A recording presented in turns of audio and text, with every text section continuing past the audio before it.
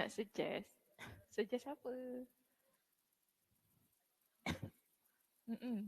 Eh, asal ada kipas kat tepi saya ni?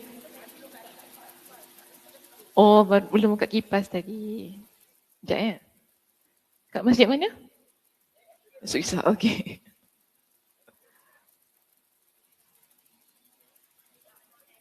Dah on. Awal tadi nak on.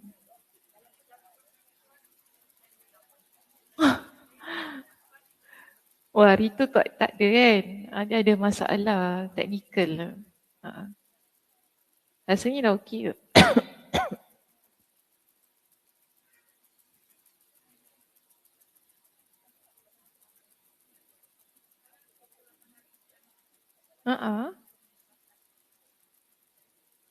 Dekat Kak Aisyah tengok dekat ni Facebook ni apa YouTube. Ya? Saya ni tak ada. Tak baiknya, tak ada. Ni dekat Facebook. No, dekat YouTube. YouTube Masjid Ishak. Boleh tutup tak? Panas tak? Panas tak? Panas? Oh, tak, yang kat sini panas. Yang duduk panas. Panas Angin sana. Gini je okey.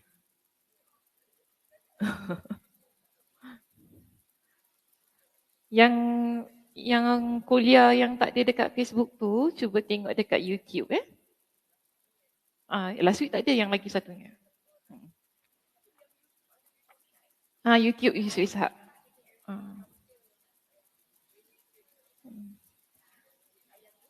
Kalau dekat Facebook memang tak ada lah sebab hari tu ada masalah teknikal sikit.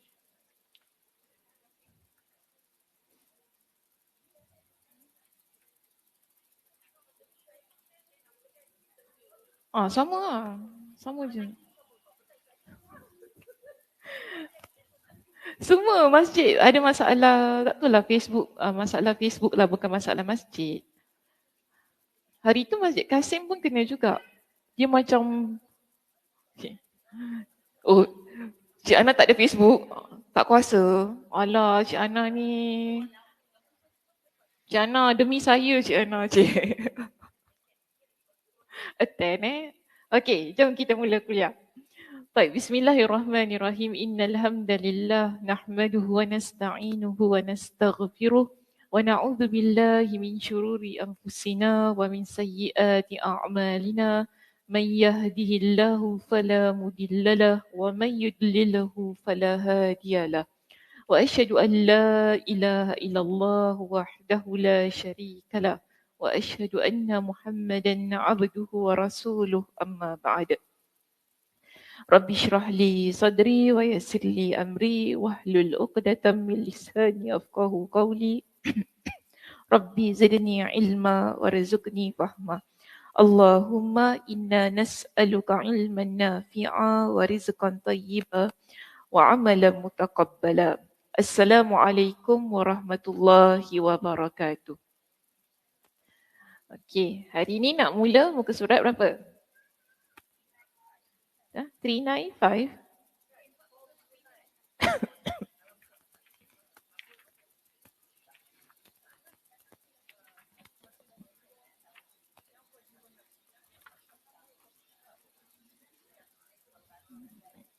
Air kencing Oh, sama juga. Oh, itu yang tadi kata tak nak belajar ni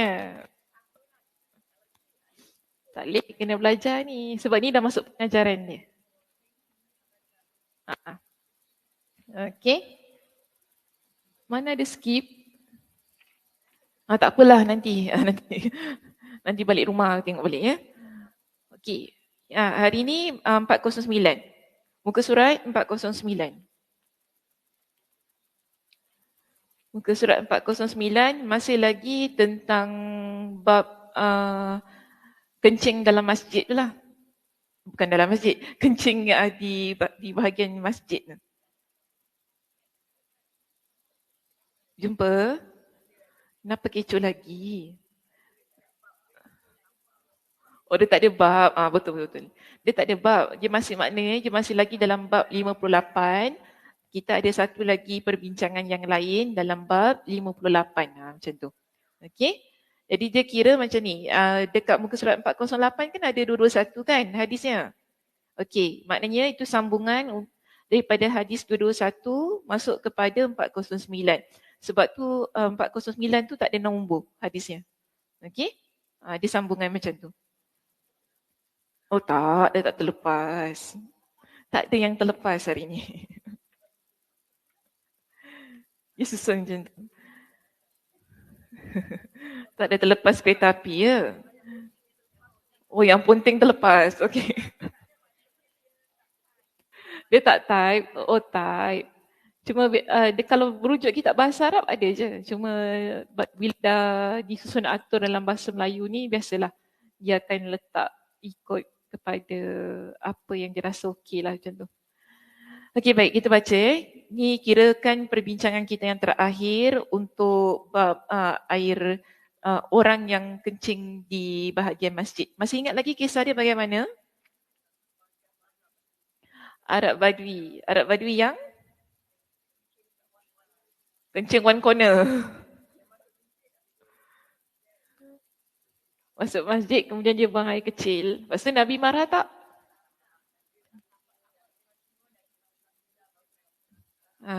Lepas dia buang air kecil, barulah Nabi terangkan. Tapi sahabat marah tak? Sahabat marah tak? Sahabat tak happy.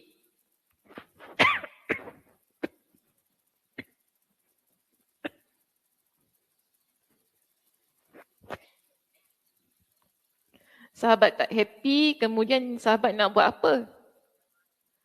Nak pukul, betul lah. Sahabat nak pukul tapi Nabi SAW kata apa? Biarkan. Okay, biarkan dia. Baik, sekarang kita masuk bahagian akhir tentang perbincangan hadis ini. Muka surat 409 ya. Menyiram air kencing dengan air. Dalam bahasa Arabnya, topiknya berbunyi babun yuhriqul ma'a 'alal bauli. وحدثنا خالد قال وحدثنا سليمان عن يحيى بن سعيد قال سمعت أنس بن مالك قال جاء أعرابي فبال في طائفة المسجد فزجره الناس فنهاهم النبي صلى الله عليه وسلم فلما قضى بوله أمر النبي صلى الله عليه وسلم بذنوب من ماء فأهريق عليه. Khalid meriwayatkan kepada kami, dia berkata, Sulaiman meriwayatkan kepada kami dari Yahya bin Sa'ad, dia berkata, aku mendengar Anas ibn Malik berkata, seorang Arab Badui datang lalu dia kencing di satu sudut masjid. Orang-orang pun mengherdiknya. Lalu Nabi SAW melarang melakukan hal itu. Setelah orang Arab Badui itu selesai kencing, Nabi SAW memerintahkan agar membawa setimba air. Kemudian air itu dituangkan pada kencing tersebut. Kita lihat syarah judul bab. Di sana ada perkataan akhbarana Abdullah. Abdullah tak ada dalam muka surat 409. Lihat muka surat 408 di situ. Okey, hadis nombor 221 kita ada akhbarana Abdullah. Siapa Abdullah di sini? Dia adalah Abdullah ibn Al-Mubarak.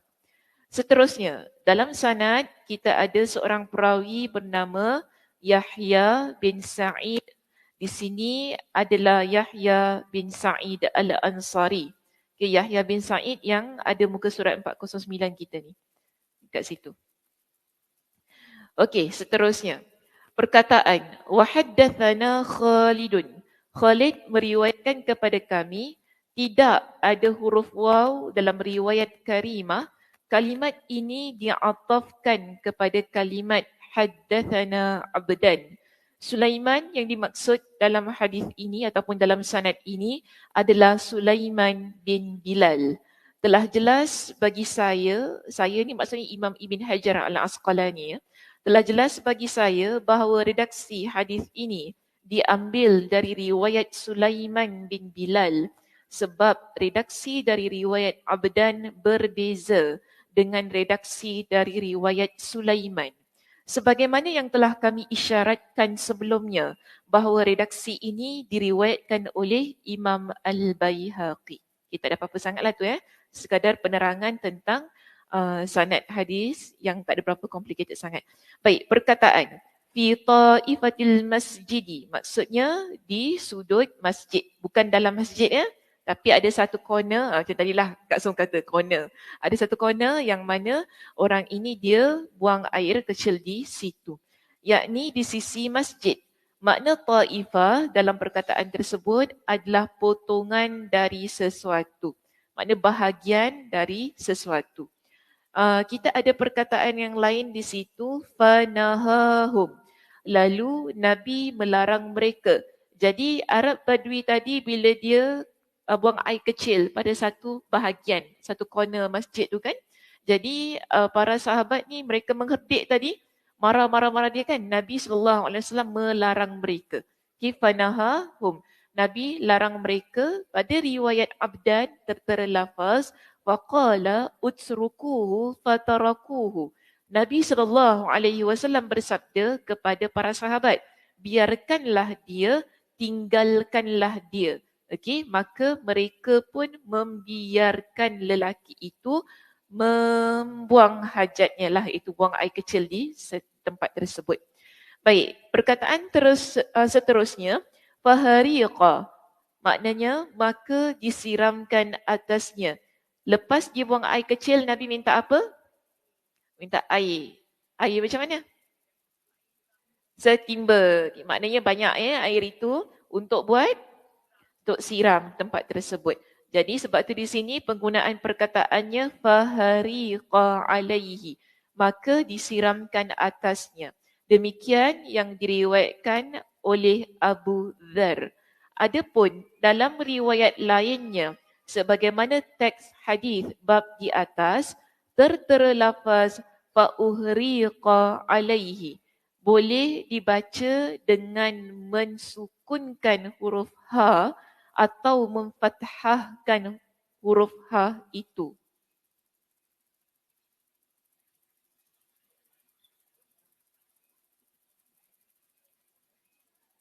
Okey, ada dua cara bacaannya. Satu, kita sukunkan huruf ha tadi. Jadi bunyinya fa'uhriqa.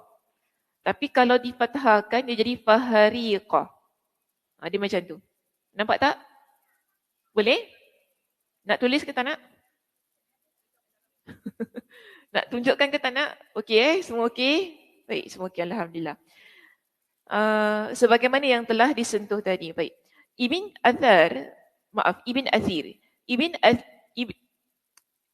Ibn al-Athir menyebutkan harakat kata ini di dalam kitab An-Nihayah juga dengan memfathahkan huruf ha. Okey, tak ada masalah lah. Sama sebagaimana di atas tadi. Baik, terus masuk kepada faedah hadis ini. Kita baca hadis ini daripada bab keberapa? 57. Okey. Bab 57, 58 sampailah kepada hadis kita pada pagi ini. Daripada hadis nombor 219, okey, masuk hadis 220 hinggalah ke hadis 221.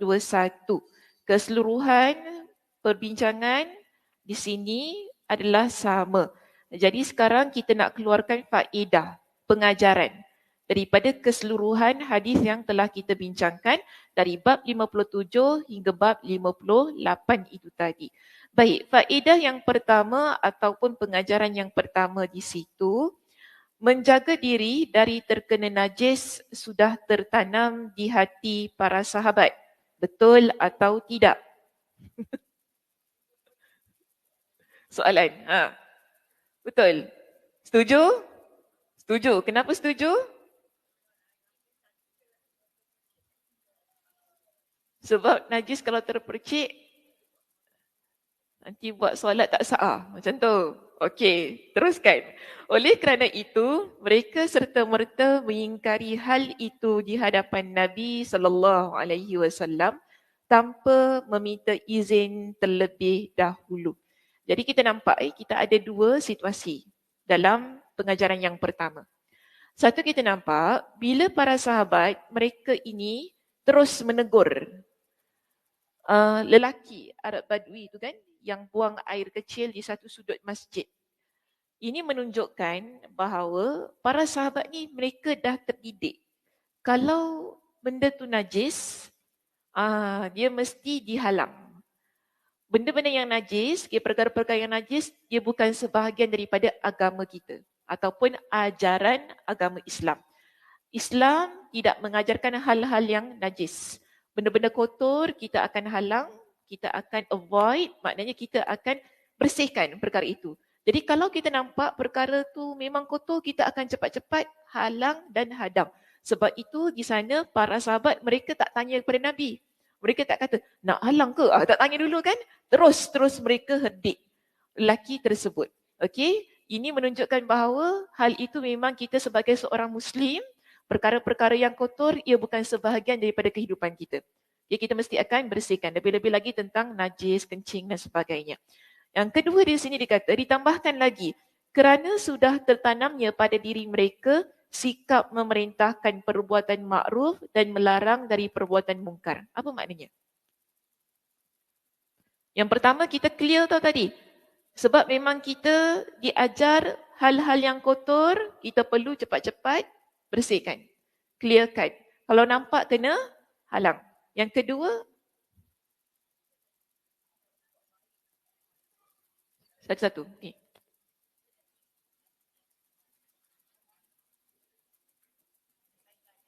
Mereka dah terbiasa dengan perkara yang baik-baik, jadi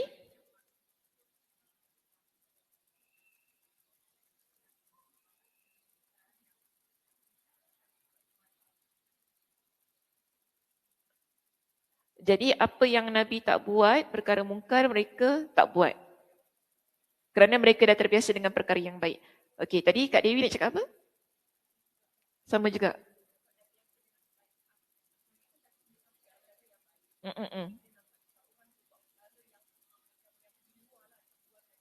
Mm-mm. Mm-mm. Okey, jadi ini kita panggil sebagai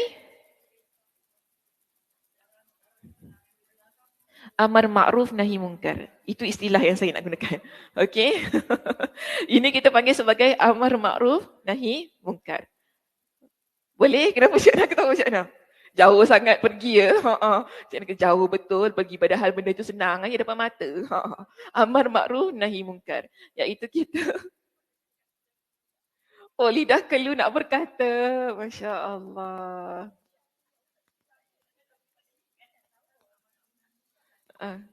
Yes, kita nak explain dia. Kita nak explain dia supaya kita faham. Jadi ini maknanya ada dua perkara yang sudah menjadi sebahagian daripada kehidupan kita. Pertama, kita tak boleh dengan benda-benda kotor. Sebab tu bila kita nampak, lekas-lekas kita halang. Okay, tanpa perlu tanya kepada kenapa masih suka lagi tu. Subhanallah. Geli hati pula. Masih geli hati. Okey. Jadi bila kita nampak perkara itu, kita cepat-cepat nak halang. Yang kedua, kerana kita juga dididik perkara yang tak baik perlu cepat-cepat dihapuskan. Ini kita panggil sebagai amar ma'ruf nahi mungkar. Kita hidup dalam keadaan yang mana sentiasa memerintahkan perkara yang baik dan menghalang perkara yang tidak baik. Dan ini sebagaimana yang Allah Subhanahu Wa Taala firmankan dalam surah apa? Siapa ingat?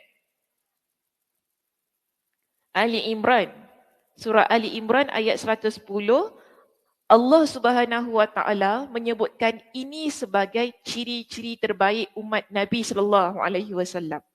Okey, surah Ali Imran ayat 110. Allah kata apa? Kuntum khaira ummatin ukhrijat linnas. Kalian adalah sebaik-baik umat yang dikeluarkan kepada umat manusia ta'muruna bil ma'ruf wa tanhauna 'anil munkar wa tu'minuna billah. Kita ni umat Nabi SAW ada 3 ciri yang Allah puji dalam Al-Quran surah Ali Imran ayat 110. Jadi Allah kata apa? Kalian, kita umat Nabi SAW adalah sebaik-baik umat. Kenapa Allah kata semikian? Pertama, kerana umat Nabi SAW ta'muruna bil ma'ruf. Kerana kita adalah orang yang sentiasa ajak orang lain kepada kebaikan. Okey, satu. Kedua, kerana watanhauna 'anil munkar.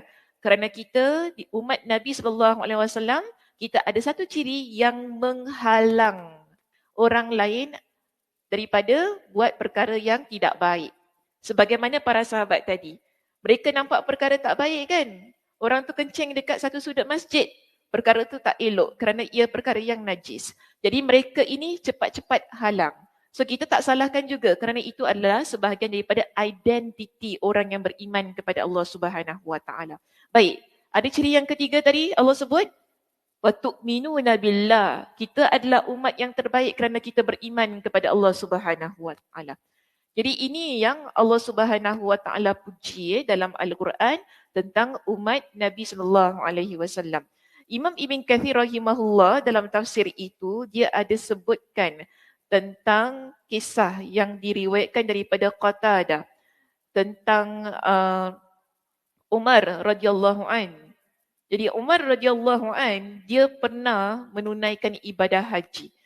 Ketika kita buat ibadah haji ni ataupun buat umrah, apa yang kita nampak? Kita jumpa ramai orang. Bukan orang Singapura saja kan? Apa yang kita nampak? Kak Aisyah biasa pergi? Macam-macam perangai kan? Macam-macam cara ibadah, macam-macam perangai yang kita sampai urut dada. Astagfirullahalazim. Kenapa perangai macam gini? Kan? Yang pelik-pelik perangai, tolak sana, tolak sini, kan? Tarik sana, tarik sini, cium-cium. Cium-cium dek Kaabah, kan? Bukan cium kita tak cium kita kan? Itu pelik juga. Kalau orang, ada juga. Orang nampak kita suka, peluk cium kan? Pelik-pelik perangai manusia. Jadi ini yang disaksikan oleh Umar radhiyallahu an. Bila Umar radhiyallahu an, dia nampak ada banyak akhlak yang tak baik ketika menunaikan ibadah haji ini. Umar dia buat apa? Dia baca ayat ni. Dia baca ayat ini. Setelah dia baca ayat ni iaitu kuntum khaira ummatin ukhrijat linnas ta'muruna bil ma'ruf wa tanhauna 'anil munkar wa tu'minuna billah. Umar radhiyallahu an dia baca ayat ini sebab dia nampak orang ini ketika melaksanakan ibadah haji mereka berakhlak yang tidak baik. Jadi bila dia nampak ni kan dia kata siapa yang ingin menjadi sebahagian daripada umat Nabi sallallahu alaihi wasallam yang terbaik ini maka hendaklah dia mengikut ketetapan yang telah Allah perincikan dalam Al-Quran tentang surah Ali Imran ayat 110 itu tadi di mana menunjukkan bahawa kita umat Nabi SAW Allah dah letakkan 3 ciri. Jadi kalau kita betul nak jadi seorang muslimah yang terbaik, 3 ciri ini mesti ada pada diri kita, baru cantiklah diri kita ini sebagai seorang yang berakhlak mulia. Okey? Jadi kalau kita ada nampak perkara yang tak baik, kita perlu cegah. Kalau kita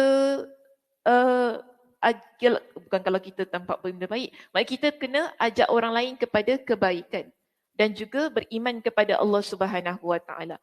Barulah bila ada 2 perkara ini insya-Allah kita akan jadi orang yang berakhlak mulia. Okey? Baik, itu pengajaran yang pertama. Kita ada pengajaran yang kedua di sini. Hadis ini dapat dijadikan landasan bolehnya berpegang dengan dalil umum sebelum didapatkannya dalil yang khusus. Kita lihat dalam hadis ini ataupun dalam kisah ini, Nabi suruh apa yang umum? Nabi suruh bersihkan najis tu siram macam tu je. Ini umum maknanya. Kita tak ada kata Nabi suruh berus, Nabi suruh letak Panadol pula. Mak dia datang Panadol. Nabi suruh letak sabun, Clorox kan, ambil lah apa, Vanish ke apa, letak, tak ada. So di sana kita nampak caranya umum saja. Ambil setimba air, siram, settle. Okay? So kita tak ada dalil yang khusus. Dalil khusus tu maksudnya cara berus dia macam mana, berapa air kan, berapa botol ke apa nak bersihkan, tak ada. Dia umum. Jadi maknanya di sini boleh kita berpegang dengan satu dalil yang umum sebelum kita bertemu dengan satu dalil yang khusus. Baik. Kemudian diterangkan kepada kita begini. Ibn Daqiqil Aid berkata, seorang mujtahid harus berpegang dengan dalil yang umum. Jadi apa-apa hal, kalau kita jumpa dalil yang bentuknya umum begini, kita pegang dulu. Jangan terus kita tolak. Tak boleh lah, tak nak lah. Kena cari dulu dalil. Aduh tak, Nabi suruh pakai sabun, Nabi suruh berus ke apa kan, baru nak cuci. Tak boleh gitu. Sekarang dia jumpa satu dalil yang umum, guna dulu dalil tersebut. Dia kata begini, meskipun ada kemungkinan terdapat dalil yang khusus. Okay? Kalaupun kita kata ada kemungkinan, possibility itu ada untuk kita dapatkan dalil yang lebih khusus. Dengan begitu, ia tidak harus bersikap tawakuf dalam mengamalkan dalil umum tersebut. Sebab para ulama di pelbagai belahan dunia sentiasa memberikan fatwa sesuai dengan dalil yang sampai kepada mereka tanpa mencari dalil khususnya terlebih dahulu. Jadi biasanya kalau kita lihat fatwa ataupun sesebuah tempat, bila kita keluarkan hukum, kita akan bersandarkan kepada satu dalil umum terlebih dahulu. Okey, sebelum kita dapatkan dalil yang khusus. Ataupun dah cari, tak ada pula dalil yang khusus, kita guna saja dalil yang umum tersebut. Okey. Oleh kerana itu, dalam kisah ini Nabi SAW tidak mengingkari tindakan yang dilakukan oleh para sahabat terhadap orang Arab Badui tersebut. Dan beliau juga tidak mengatakan, mengapa kalian larang orang Arab Badui itu? Jadi kita nampak dalam kisah ini Nabi SAW sebenarnya Nabi tak ingkari apa yang para sahabat lakukan. Okey, memang betul kita kena halang orang buat perkara yang tak baik. Yang kita nampak di sini Nabi cuma suruh mereka sabar dulu. Tahan diri dulu, okey, sebelum buat apa-apa. Kemudian beliau hanya memerintahkan untuk menahan diri demi kemaslahatan yang lebih besar. Jadi Nabi suruh sabar, jangan marah dulu sebab ada maslahat yang lebih besar yang perlu kita perhatikan di situ. Iaitu menghindari kerosakan yang lebih besar dari dua kerosakan dengan menanggung risiko kerosakan yang lebih tinggi dan guna meraih kemaslahatan yang lebih besar dari dua kemaslahatan dengan mengabaikan kemaslahatan yang lebih kecil. Ada faham? Ya? Cik Zai faham kat belakang? Ada berpusing-pusing. Kejap ya, saya minum air.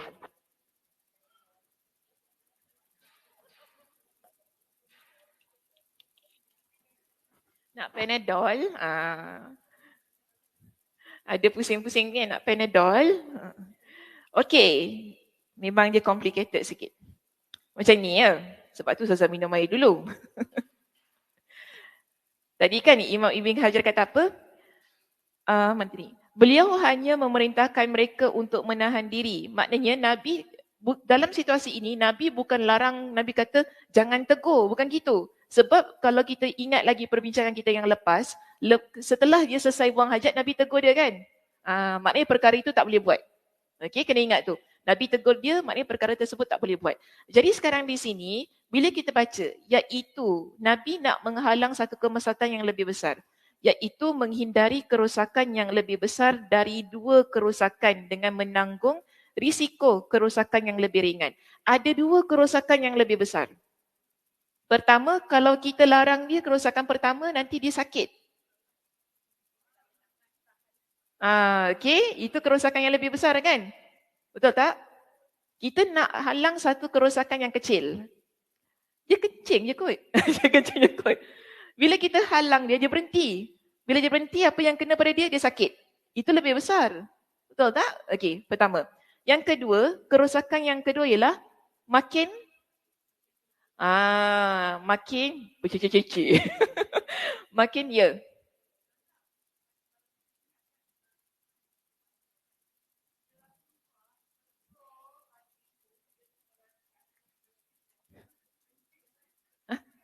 bila dia macam mana? Uh-uh.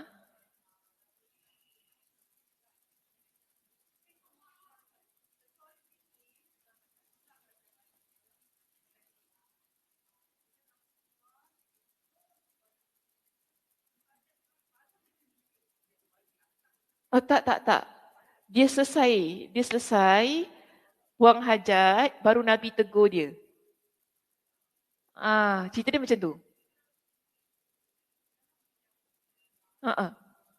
Saya dia cakap gitu ke? Okay. Oh, dengar pada tempat lain. Kuliah ni. Sekejap. Saya pula jadi confused. Uh-uh. Mm-mm.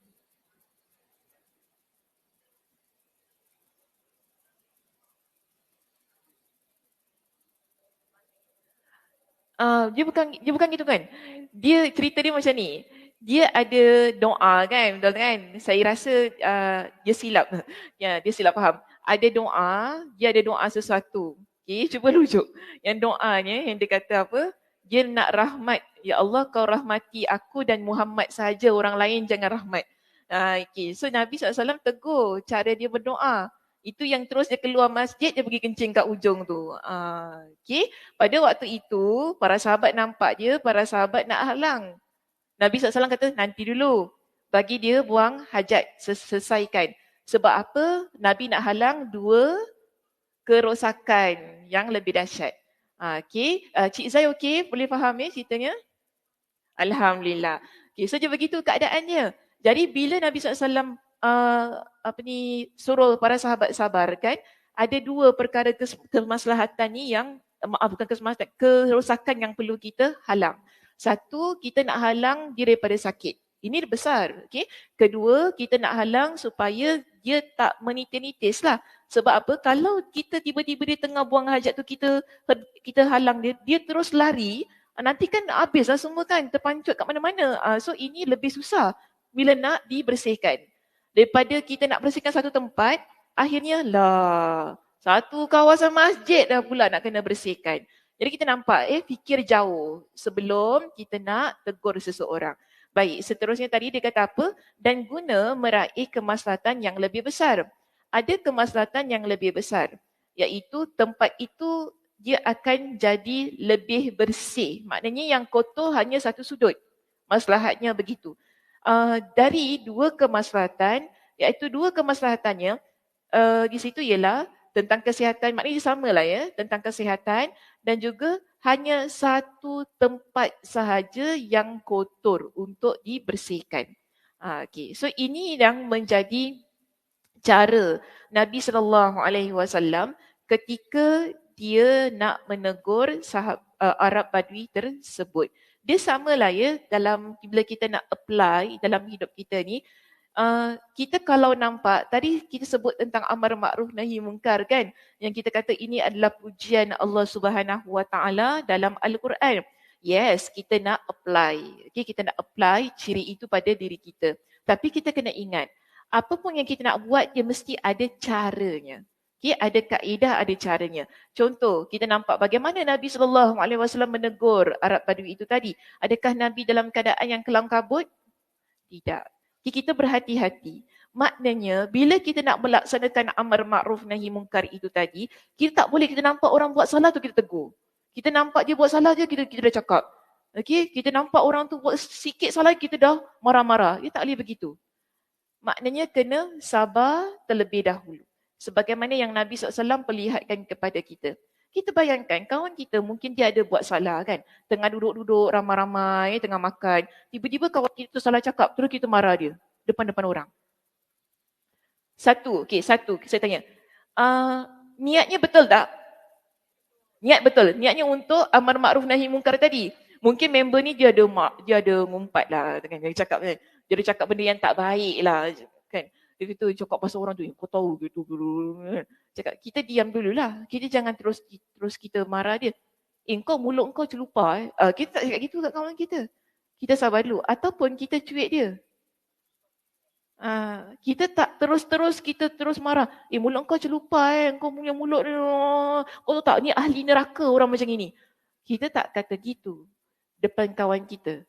Ini maknanya cara, kaedah kita nak beramar makruf nahi mungkar.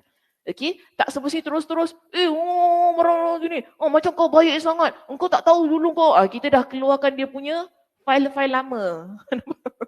Okey, dah buka file-file lama cerita dia. Kita dah tembak dia. Ni cara yang tak diajarkan oleh Nabi sallallahu alaihi wasallam. Okey, so sabar dulu. Sama kita nak tegur anak kita pun macam tu juga. Kita jangan tegur depan-depan adik-beradik yang lain. Okey, kalau dia ada buat salah. Lagi kalau anak kita dah besar-besar macam anak Kak Aisyah besar-besar anak Kak Aisyah. Macam anak Liza pun dah besar. Besar-besar anak Kak Som lagi dah kahwin semua. Dah besar-besar anak kita. Kita tak boleh tegur depan-depan. Kau tengok kakak engkau depan-depan kakak dia. Kau tengok kakak engkau, bagus kakak engkau ni tak keluar malam semua. Kau ni keluar malam balik pukul 12 malam. Kau nak cari apa ni? Anak dara. Kita tak boleh gitu. Kan? Kita kena jaga air muka anak kita. Kita tahu kita nak sebagai ibu yang nak amar makruf nahi mungkar itu tadi. Kita nak tegur dia. Kita nak supaya jaga anak kita ni. Tapi dia mesti ada cara. Jangan depan anak-anak yang lain. Okay, one to one lah kita berbual dengan dia. Kan? Kita cakap baik-baik. Suara jangan tinggi. Sebab kita kena ingat bukan kita seorang je ada air muka. Sebab kita selalu nak jaga kita punya air muka. Tapi kita lupa nak jaga air muka orang lain. Walaupun tu anak kita. Kena ingat ya. Kita jangan rasa, alah anak kita je suka hati nak cakap apa. Tak boleh gitu. Kan? Kita kena jaga. Apa pun yang kita nak cakap dengan orang lain. Walaupun dalam keadaan, saya nak mengamalkan tadi surah Ali Imran. Ayat 110 ya. Amar makruf nahi mungkar. Tak kira lah kau jatuh air muka ke, kau tak jatuh air muka. Yang penting Allah suruh gini. Betul, Allah suruh kita. Tapi dia mesti ada cara. Nampak ya, Nabi tadi pun nak jaga air muka orang Arab Badui tu. Walaupun dia kencing tau, tu bukan benda yang main-main ya. Bukan benda main-main. Tapi Nabi jaga air muka dia. Nabi ajarkan kepada para sahabat bagaimana kita ni nak menegur orang yang telah buat salah. Di hadapan halayak ramai. Okey, baik seterusnya kita lihat begini. Nombor 3 ya, pengajaran yang ketiga. Bersegera dalam membantras kerosakan jika tidak ada kendala yang merintangi. Okey, kita nampak tadi dia ada kesinambungan ya perbincangannya dengan yang tadi yang saya jelaskan. Kita boleh cepat untuk membantras satu kerosakan. Tetapi kita nampak ada syaratnya. Jika tidak ada hal-hal yang menghalang. Okey, kalau tak ada hal-hal yang menghalangi kita ataupun orang itu, kita boleh terus cepat-cepat kita halang dia buat perkara tersebut. Tapi kalau macam tadi saya kata di hadapan halayak ramai. Kalau kita tahu ni kalau aku cakap nanti dia memalukan dia. Kan nanti mungkin kita bergaduh besar. So di sana kita jangan cepat-cepat. Tapi kalau tak ada apa-apa halang, mungkin kita berbual berdua sahaja kan. Dia pun tengah mengumpat ni, sedap-sedap mengumpat. Tengah sedap-sedap mengumpat ni kan. Kita pun berdua je dengan dia. Tak masalah lah. Tak baik lah cakap gitu. Kita tak baik lah cakap gitu kan. Tu aib kan. Kita dah mula, kawan tu pun sedar. Sebab kadang-kadang kita cakap ni kita tak sedar. Kita sedang mengumpat orang lain kan. Dia kata, ya betul juga. Dia pun tersedar. Okey, itu tak apa. Tapi kalau ada orang lain, macam tadi saya kata, just cuit ke, pegang tangan dia ataupun kawan kita tu, dia sikit lagi nak mengamuk tau. Sikit lagi tengah darah nak up ni kan. Dah boiling ni. Mendidih dia kan. Kita pun takkan kita nak biarkan kawan kita terus mengamuk kat situ. Betul tak? Kita nak amar makruf nahi mungkar tadi. Nak membantras kerosakan. Kita pegang tangan dia. Okay, pegang tangan dia. Sabar. Bila kita pegang kawan tu tadi, dia pun maknanya dia rasa kan ada sesuatu yang menghalang diri dia. Bayangkan kalau tak pegang. Jadi apa? Macam orang kena rasuk jin. Terus dia bangun, dia pekik ke apa kan. Tapi kalau kita pegang, walaupun dia nak marah tu, bagi saya kalau kita pegang tangan dia kan, walaupun dia marah, dia masih terkawal. Dia cakap dalam keadaan yang terkawal. Kan? Kita, dia tengah nak marah tadi, kita pegang tangan dia kan. Sabar. Dia pun cakap pun, relax dia cakap. Bayangkan kalau tak pegang tangan dia. Maki hamun. Cakap. Luar dalam menjemput je kawan. Ini pentingnya kita kawan. Okey? Pentingnya kita ada kawan di sebelah kita. Kita jangan jadi kawan yang batu api pula. Marah Sakinah, marah. Memang patut pun kau marah. Memang bagus-bagus. Memang ni. Memang orang ni kena maki punya orang. Begitu pun dari itu. Tak boleh lah. Itu bukan kawan dunia akhirat tu. Itu kawan dunia. Ya tak elok macam tu. Okey? So ni sebabnya kita ni berkawan, kita berteman. Jadi kawan kita ni dia akan bantu membantras kerosakan tu tadi. Kira-kira dengan cara yang bagaimana, maksudnya cara yang baik ataupun cara yang tadi kata, kalau dia tak ada halangan, okay, dia boleh bantras terus.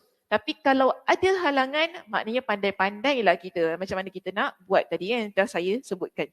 Baik, hal ini berdasarkan perintah Rasulullah SAW untuk menyiramkan air ke tempat yang terkena najis air kencing setelah orang Arab Badui itu selesai membuang hajatnya. Okey, kalau kita lihat kepada konteks yang lain sebagaimana yang disebutkan oleh Imam Ibn Hajar Al-Asqalani di situ, dia merujuk kepada membantras kerosakan itu dengan segera apabila setelah selesai Arab Badui tersebut buang air kecil, apa yang berlaku?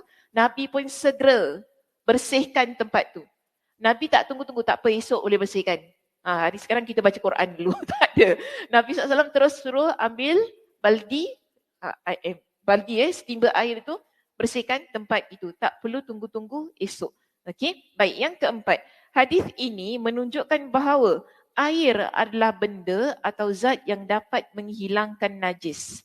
Jadi jelas kepada kita, Nabi guna air tadi. Air itu adalah sesuatu yang boleh kita gunakan untuk kita bersihkan, untuk kita hilangkan najis. Sebab apabila tiupan angin dan sinar matahari yang dapat mengeringkan tempat tersebut boleh menyucikannya, tentu sahaja Rasulullah SAW tidak perlu memerintahkan para sahabat untuk mengambil satu timba air dan menyiramkannya ke tempat yang terkena air kencing. Boleh faham? Apa maksudnya?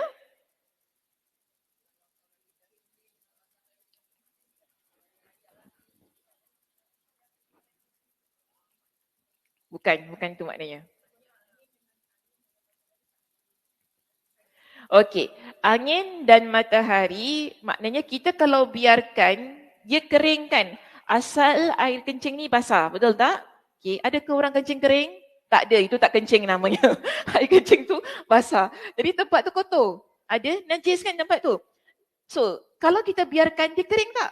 Kering sebab kena angin dengan matahari. Namun sekarang Nabi SAW suruh para sahabat siram. Jadi kita faham begini. Kalau matahari, sinaran matahari dan juga angin boleh menyucikan, Nabi SAW tak payah suruh kita ni nak suruh simbah air. Ini menunjukkan bahawa angin dan matahari dia bukan sesuatu yang boleh menyucikan. Okey? Dia adalah sesuatu yang hanya sekadar mengeringkan sahaja. Tapi tidak boleh menjadi zat yang menyucikan. Kita tetap perlukan air di situ untuk membersihkan tempat tersebut. Baik, yang kelima. Okay, pengajaran kita yang kelima. Air yang digunakan untuk menyiram tempat yang terkena najis hukumnya suci. Demikian juga dengan najis yang sudah disiram dengan air. Jadi bila sekali dah siram dengan air, tempat bekas tu suci, najis sudah hilang, maknanya suci, dah tak jadi problem lagi. Kita tak ada isu lagi. Sebab basah yang tertinggal di tanah kerana siraman air tadi adalah air bekas pencuci najis. Apabila tidak ada dalil yang menunjukkan bahawa tanah yang terkena air kencing itu harus dipindahkan, perlu korek ke? Satu hal lah pula ya. Dan kita mengetahui bahawa maksud penyiraman air ke tempat tersebut bertujuan untuk menyucikannya. Maka jelaslah bahawa basah bekas siraman air juga dihukumi suci. Apabila hukum bekas siraman air yang ada di tanah itu dinyatakan suci, bererti tanahnya juga dianggap suci kerana tidak ada perbezaan di antara keduanya. Sekarang kita ambil air. Arab Badui tu dia kencing. Okay, dekat situ dia kencing kat sudut satu corner ni. Kita ambil air, kita siram. Kita bincangkan sekarang ialah hukum air yang ada dekat tempat tu, dekat tanah tu. Hukum air itu suci. Tempat itu suci walaupun tempat itu belum kering. Okay, tempat tu belum kering lagi. Bila kita simbah air, tempat tu basah kan? Kencing tu dah hilang. Dah bersih. Sekarang yang basah tu sebab apa? Air siraman itu. Mungkin kita takut nak jalan lagi tempat tu. Ataupun kita takut nak pijak. Ini boleh ke pijak nanti sepatu saya? Kita rasa sepatu kita akan kotor. Sebenarnya tidak. Air itu yang kita pijak, bekas kita dah siram tu kan, air itu hukumnya suci. Sebagaimana tempat yang telah dibersihkan tersebut. Okey, settle nombor 5. Yang keenam, hadis ini juga dijadikan dalil bahawa sucinya tempat tersebut tidak harus menunggu hingga airnya meresap. Okey, jadi kalau tempat tu masih basah, kita tak kata tempat tu masih kotor. Tak perlu nak tunggu dia kering habis, matahari mana ni, kan? Angin tak ada, tempat tu tak kering lagi, kita risau. Dia tak menjadi masalah. Bila yang penting kita dah bersihkan. Dah bersihkan walaupun tempat tu masih lagi basah. Boleh lagi. Kita jalan ke kita lalu, kira dah bersih, dah suci. Sebab jika meresap menjadi syarat sucinya, sekarang air itu belum lagi meresap, dia masih lagi basah. Bererti tempat itu baru dinyatakan suci jika sudah kering. Namun hal itu tidak berlaku sedemikian. Demikian juga dalam hal mencuci pakaian dari najis. Ia tidak harus diperah kerana tidak ada perbezaan hukum di antara kedua kes di atas. Contoh macam ini. Baju kita terkena najis. Okey, kita bersihkan. Bila kita bersihkan, baju tu masih basah. Adakah kita nak kata baju yang basah itu kotor? Tak. Sama macam tempat tu tadi. Selama mana baju tu masih belum kering dan kita nampak ia basah, mungkin kita risau, ini dah bersih ke belum dah suci ke belum? Dia was-was, dia risau kan sebab dia rasa benda tu masih basah dan dia rasa benda tu masih lagi ada dekat situ. Padahal tidak. Okey, walaupun baju yang dah kita basuh tu kita tak perah ke ataupun dia masih basah, dia tetap suci sebab kita dah bersihkan tadi. Okey, settle nombor 6. Seterusnya, yang bawah tu tak apa ya, tinggalkan saja. Maknanya samalah dengan penerangan di atas. Yang ketujuh, bersikap lembut terhadap orang jahil, iaitu orang yang tidak tahu menahu. Lebih cantik terjemahkan begitu ya. Jangan suka-suka cakap orang bodoh. Okay. Bersikap lembut terhadap orang yang tidak tahu menahu terhadap syariat Islam dan mengajarinya apa yang harus mereka ketahui tanpa bersikap kasar. Selama si jahil itu tadi tidak keras kepala. Apatah lagi jika orang itu termasuk orang yang perlu mendapat perlakuan lemah lembut untuk melunakkan hatinya. Jadi ada orang kita ambil di sini contohnya Arab Badui tadi, dia orang yang tidak mengetahui. Dan dalam keadaan dia yang tidak tahu menahu itu, seharusnya tugas kita ialah memberi pengajaran, memberitahu, mengajar, bukan mengherdik, bukan marah. Okay? Kalau kita mulakan dengan marah, rasa orang akan lari. Orang takkan, macam kita kata, orang takkan masuk masjid lagi. Kan? Sebab dia tu tak tahu. Tapi bila tiba-tiba dalam keadaan dia tak tahu tu kena marah, dia akan takut untuk datang lagi ke tempat itu dan dia akan takut untuk berjumpa kita lagi. Kita panggil ni trauma. Trauma kan? Trauma lah, aku tak nak datang lagi. Yusuf Ishak tu masih makcik je gangster. Gitu kan? Bila datang je kena marah. Tak nak lah. Dia jadi takut. Okay? Atau mungkin semua masjid dia takut nak masuk. Kita bukan kata Masjid Yusuf Ishak je lah. Masjid Syafa'ah, Darul Makmur kan. Masjid jauh sikit lah Masjid Istiqamah. Masjid saya sebutkan. Masjid Darul Gufran. Semua takut. Tak nak lah. Nampak masjid takut. Sebab apa? Bila pertama kali datang masjid, kena marah. Sedangkan dia adalah orang yang jahil. Dia tak tahu menahu tentang satu hukum. Sebab tu kita kena jaga ya apa yang kita nak tegur, yang kita nak beritahu kepada seseorang. Sebab tu tadi kita kalau nampak satu perkara yang salah, jangan terus-terus tegur. Ataupun jangan terus-terus marah. Jangan terus-terus mengamuk. Benda ni salah tu, tak boleh buat gini. Kita cakap gitu, orang pun terperanjat takut lah kan. Ya pasal ni marah. Kita orang macam tu. Jadi sekarang kita nampak kat sini, kalau kita buat perkara yang sedemikian, orang tu pun jadi takut, dia akan terbayang-bayang benda tu. Nampak di sini Nabi SAW. Para sahabat nak herdik dia. Nabi kata, biarkan dia. Jangan marah. Lepas dia selesai, baru Nabi cakap, itu pun adakah Nabi cakap dengan cara yang kasar? Nabi gunakan cara yang lemah lembut sebagaimana poin kita yang ke-8 di situ. Hadis ini menunjukkan kasih sayang dan kemuliaan akhlak Nabi SAW. Bagaimana Nabi tunjuk, Nabi ajarkan kepada kita, tak kira dalam apa jua situasi, kelemah lembutan, kasih sayang ia perlu ditonjolkan sebagai akhlak yang ada pada diri kita. Sebagaimana juga komentar Ibn Majah dan Ibn Hibban terhadap hadis Abu Hurairah radhiyallahu an. Orang Arab Badui yang baru saja mengerti Islam, dia pernah ini cerita lain dia pernah bangun mendekati Nabi sallallahu alaihi wasallam dan dia berkata, demi ayah dan ibuku yang menjadi tebusan dirimu. Tiba-tiba pula kita nak pergi tanggung mak ayah dia. Cakap gitulah kan. Ini cara orang Arab lah dia berbual gitu kan. Jadi Nabi sallallahu alaihi wasallam tidak mengherdik dan tidak juga mencela. Kita juga pernah baca satu hadis. Saya tak tahu dekat ni Masjid Al-Muttaqin, kita belajar sebuah hadis. Di mana ada orang Arab Badui ni, dia tarik unta Nabi, yang tali unta tu kan, dia tak bagi jalan. Kita rasa itu adalah perkara yang tak beradab. Betul tak? Sedangkan ini Nabi, ini Rasulullah SAW. Bayangkan kita tengah naik kereta, tiba-tiba orang berhenti kat depan kereta gini. Jangan jalan. Bayangkan. Ini yang Arab Badui tu buat. Nabi nak jalan ni, dia pegang tali unta ni dan kata, tak bagi Nabi lalu. Jadi Nabi diam je, Nabi tengok je. Nabi kata tepi. Tak, kau jawab dulu soalan aku. Baru kau boleh lalu. Bayangkan saya nak jalan. Tuan-tuan, jangan balik jawab dulu soalan saya. Agak-agak saya nak layan ke? Assalamualaikum saya cakap kat dia. Adab mana adab? Betul lah kan? Kita mesti marah. Betul tak? Tiba-tiba orang datang, jangan balik dulu. Tunggu sini balik. Jawab soalan aku. Kita mesti, apa hal kau ni? Kita mesti cakap gitu kan? Saya tak tunggulah, saya mesti marah dulu. Apa hal kau ni? Nak marah-marah aku? Kau siapa nak marah aku? Kita mesti rasa sedemikian. Tapi Nabi SAW ajarkan kepada kita. Okay? Dalam apa jua keadaan, tenang dulu kita ni. Kan? Contoh, Arab Badui tu. Nabi SAW tenang. Sebab apa? Dia orang yang tak tahu menahu. Okeylah kita anggap, mesti orang ni tak biasa datang kuliah kot. Kan? Orang yang biasa datang kuliah, dia tak macam itu. Betul tak? Macam Cik Zai nak tanya mesti angkat tangan. Ni orang biasa datang kuliah. Betul lah. Orang biasa datang kuliah, dia nak tanya angkat tangan dulu. Minta maaf dia nak tanya.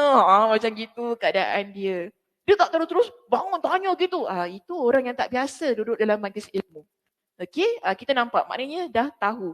So, tapi kalau ada tiba-tiba orang yang begitu kan, dia memanglah kita rasa mesti hotnya. Bukan saya hot, orang lain pun mesti hot juga dengan, dia ni tak beradab itu kalau kena orang yang gesek, engkau duduk engkau. Kalau kena yang kawan-kawan member, engkau duduk, engkau biadab dengan ustazah. Mesti ada orang begitu. Tapi Masya Allah, tabarakallah, kita nampak situasi-situasi yang sedemikian dia tidak berlaku kerana kita tahu. Orang ini mungkin dia tak biasa datang majlis ilmu dan dia tak tahu cara nak bertanya dan sebagainya. Baik, dan kalau kita dapat sabar, kita masih lagi dapat berlemah lembut dalam situasi yang sedemikian, dia menunjukkan bahawa akhlak yang diajarkan oleh Nabi SAW kepada kita tadi kita berjaya untuk apply pada diri kita. Seterusnya, nombor 9. Diharuskannya memuliakan masjid dan membersihkannya dari pelbagai kotoran. Okey, itu kita faham tadi. Sebab Nabi tak biarkan, setelah selesai, Nabi terus minta air. Tadi kan Nabi perintahkan sahabat untuk simbah ataupun bersihkan tempat tersebut. Faedah ini dapat disimpulkan dari hadis Anas yang diriwayatkan oleh Imam Muslim. Di dalamnya disebutkan bahawa masjid tidak boleh digunakan kecuali untuk solat, membaca Al-Quran dan berzikir. Hanya saja telah disepakati bahawa batasan aktiviti dalam masjid yang disebutkan pada hadis ini tidak dibenarkan secara harfiah. Tidak diberlakukan tidak diberlakukan secara harfiah. Maknanya dalam masjid ni bukan kita guna untuk solat, baca Quran dan berzikir. Ada banyak lagi hal-hal lain yang boleh kita lakukan. Yang penting halnya berkaitan dengan ibadah, hal yang bermanfaat. Contohnya kita menuntut ilmu sekarang ini. Kan tak disebut kan? Sebut cuma tiga lah. Solat, baca Quran, berzikir. Jadi tak sebut pun belajar dalam masjid. Maknanya tak boleh ke belajar dalam masjid? Boleh. Yang penting sekarang ialah ia adalah sesuatu perkara yang kita lakukan mengingatkan kita kepada Allah Subhanahu Wa Taala yang berkaitan dengan ibadah. Walaupun tidak diragukan lagi bahawa melakukan aktiviti yang tidak disebutkan dalam hadis dan yang semakna dengannya adalah bertentangan dengan pendapat yang lebih utama wallahu a'lam. Jadi ada pendapat juga yang mengatakan tak boleh buat aktiviti-aktiviti selain daripada ibadah. Yang semakna dengannya maknanya yang sewaktu dengannya. Okay. Yang sewaktu dengan solat, baca Quran, berzikir. Ada pendapat yang kata kalau yang tak sama ni semua tak boleh buat. Itu pendapat yang agak syadid lah. Ia pendapat yang agak tegas. Baik. Seterusnya yang ke-10. Wallahu a'lam dia kata kat situ. Yang ke-10. Tanah dapat disucikan. Yang terakhir okey. Tanah dapat disucikan dengan cara menyiramkan air ke tempat yang terkena najis. Okay, tadi pun kita dah bincangkan. Dan tidak disyaratkan untuk menggalinya terlebih dahulu. Jadi tak perlu kita nak korek tanah tu. Kalau konkrit tak perlu nak tak perlu nak pecahkan. Betul lah. Betul Kak Som. Tak perlu nak pecahkan. Okay? Tetapi kita tak nafikan ada pendapat mazhab yang kata kena korek tanah tersebut. Kita nak bincangkan ya. Berbeza halnya dengan pendapat mazhab Hanafi. Okey, pendapat mazhab Hanafi, mereka mengatakan bahawa tanah yang terkena najis tidak dapat disucikan kecuali dengan cara menggalinya. Susah ke senang ni? Okey, susah cara macam ni kan. Demikian yang disebutkan oleh Imam An-Nawawi dan ulama lainnya. Jadi ada juga yang di kalangan ni Imam An-Nawawi mazhab Imam Asy-Syafi'i mazhab Syafi'i. Jadi di sini kita lihat ada juga para ulama mazhab Syafi'i yang sependapat dengan hal ini ataupun yang memuatkan perbincangan ini dalam kitab-kitab mereka. Adapun yang tercantum dalam kitab-kitab mazhab Hanafi terdapat perincian mengenainya. Tapi dia tak umum macam gitulah tentang tanah yang macam mana yang kena gali. Okey, maknanya tak semua tanah. Dia mesti ada tanah-tanah yang tertentu. Jadi dalam mazhab Hanafi ini, dalam kitab-kitab mereka memberikan perincian. Kita lihat apakah perincian yang diberikan dalam mazhab Hanafi yang mana mereka kata kena gali tanah itu barulah suci tempat tersebut. Jadi dia berikan begini. Jika tanah, perincian yang pertama jika tanah yang terkena najis adalah jenis tanah yang lunak, tanahnya lembut, sehingga air dapat mengalir ke sela-sela tanah tersebut, maka tanah seperti ini tidak perlu digali. Tanahnya lembut. Macam mana tanahnya? Tanah yang boleh meresap air. Okay? Tak kiralah tanah dia macam mana. Yang penting dia boleh meresap air. Jadi kalau tanah itu boleh meresap air, menurut kepada mazhab Hanafi, tak perlu untuk kita gali. Mazhab Hanafi bukan Syafi'i Jangan tiba-tiba pula balik kena gali. Kena ingat ini mazhab Hanafi. Kita bincangkan dalam mazhab Hanafi. Jadi pertama dalam mazhab Hanafi dia lihat dulu. Kalau tanah itu, dia tanah yang lembut, boleh resap air, tak perlu untuk gali. Namun, perincian yang kedua dia berikan. Akan tetapi, jika tanah tersebut adalah jenis tanah yang keras, maknanya tanah liat, tanah yang tak boleh resap air. Dah keras sangat. Buat apa pun tak boleh kan? Letak air banyak pun tak boleh. Ada jenis tanah yang begitu maka tanah yang terkena najis itu harus digali dan dibuang. Sebab air tidak boleh meresap dan membasahi bahagian atas dan bawahnya. Mereka berdalil dengan hadis yang diriwayatkan dari 3 jalur berikut. Maknanya bukan pendapat tapi ada hadis yang menyebutkan tentang hal ini. Kita ada 3 hadis. Pertama, satu sanad yang bersambung. Sanad bersambung maksudnya mausul satu sanadnya mausul, bersambung sampai Nabi SAW dari Ibn Mas'ud. Hadis ini diriwayatkan oleh At-Tahawi. Hanya saja di dalam sanadnya terdapat seorang perawi dhaif. Walaupun sanadnya bersambung tapi dia dhaif. Hadis ini dhaif. Demikian yang diungkapkan oleh Imam Ahmad dan ulama lainnya. Itu sanad yang pertama. Sanad yang pertama tentang apa ini? Tanah yang perlu digali. Okey, tanah yang perlu digali jika ada najis pada tanah itu. Baik, sanad yang kedua dan ketiga. Okey, digabungkan ya, sanad kedua dan ketiga. Dua sanad lainnya ini berkualiti mursal. Mursal maknanya terputus sampai di peringkat sahabat. Bukan sahabatnya tak ada. Okey, terputus di peringkat sahabat maknanya pada sanad itu sahabat tak ada, daripada tabi'in terus pergi kepada Nabi. Sedangkan kita tahu tabi'in tak jumpa dengan Nabi SAW. Sebab itu hadisnya dhaif, hadis mursal. Yang diriwayatkan oleh Abu Daud melalui jalur Abdullah bin Ma'qil bin Mukrin. Dan yang satu lagi dari Sa'id bin Mansur dari jalur Tawus. So kita ada dua sanad ini tapi hukumnya mursal. Baik, sikit lagi ya di situ dia terangkan tentang hadis mursal. Para perawi yang tercantum dalam kedua hadis ini siqah. Tapi dia kata perawi dalam hadis ini siqah. Terkait kedua sanad mursal tersebut, maka statusnya dapat dijadikan hujjah bagi yang berpendapat bolehnya berdalil dengan hadis mursal secara mutlak.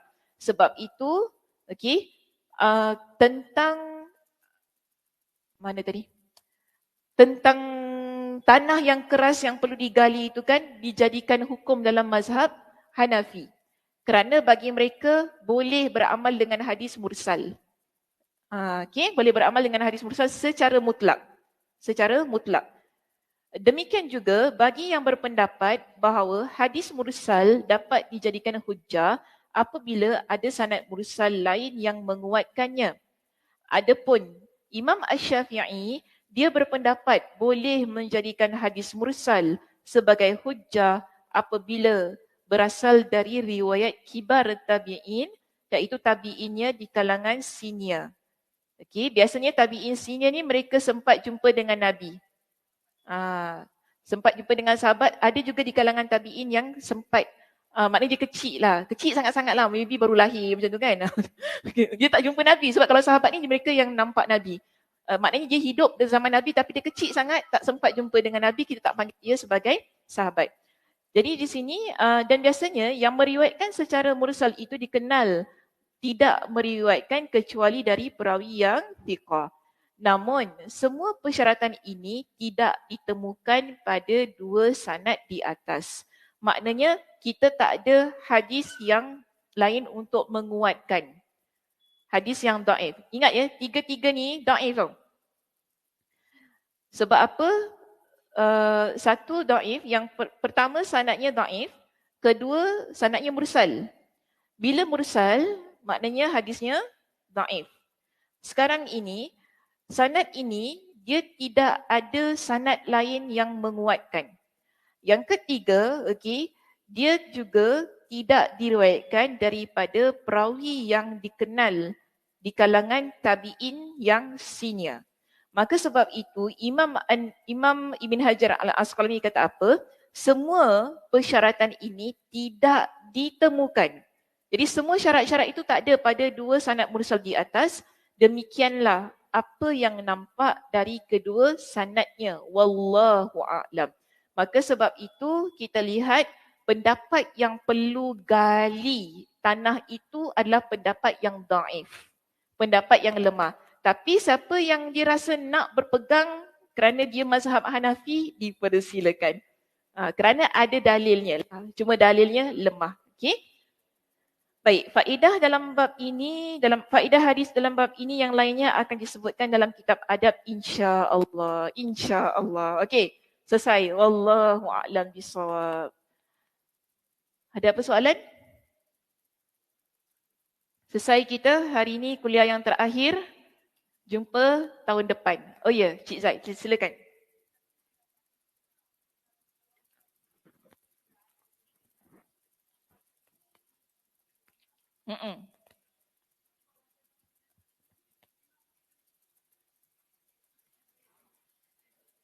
Ada perbincangan yang ni lah. Dia ada perbincangan yang lebih khusus tentang kencing budak ni. Next year bincang. Saya kalau cakap sekarang nanti next year tak ada bahan. Dia ada perbahasan. Air kencing budak lelaki dengan air kencing budak perempuan ada perbezaan. Okey, next year datang ya Cik Zain. Sekejap je, tak lama. Sekejap je saya cuti, tak lama. Okey, insya-Allah kita jumpa pada minggu hadapan. Kita jumpa pada tahun hadapan. Bila kuliah start? 9 Januari betul?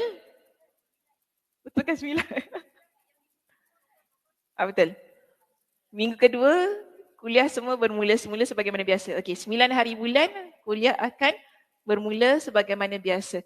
Okey, saya mohon maaf kalau sekiranya ada sebarang kesilapan sepanjang kuliah pada tahun ini. Belum habis lagi, sabar. Nak tutup. Ada kuliah sepanjang tahun ini. Okay? Kalau ada apa-apa perkara yang silap kata, yang mengguris perasaan, mohon maaf. Doakan mudah-mudahan Allah berikan kepada saya dan kesihatan. Dan semuanya juga dalam keadaan yang sihat. Kita jumpa pada tahun hadapan insya-Allah. Jangan tak datang ya tahun depan.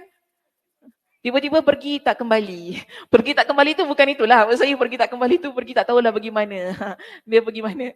Okey, baik, saya tutup dengan tasbih kafarah. Subhanakallahumma wa bihamdika asyhadu an la ilaha illa anta astaghfiruka wa atubu ilaik. Assalamualaikum warahmatullahi wabarakatuh.